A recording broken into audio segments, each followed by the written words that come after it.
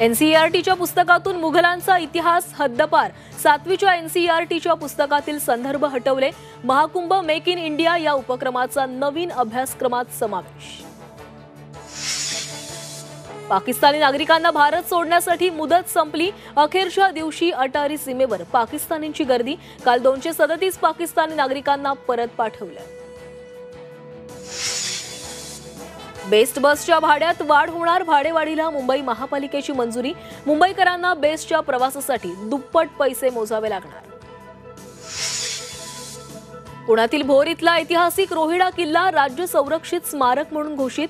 पर्यटन आणि सांस्कृतिक कार्य विभागाचं परिपत्रक जारी.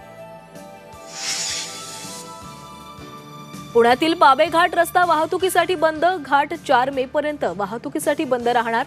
डांबरीकरणाच्या कामासाठी रस्ता बंदचा निर्णय. ज्योतिबा मंदिर आज बंद. पहाटे 4 ते दुपारी 3 पर्यंत मंदिर दर्शनासाठी बंद. पाकाळीनिमित्त ज्योतिबा मंदिर दर्शनासाठी बंदचा निर्णय.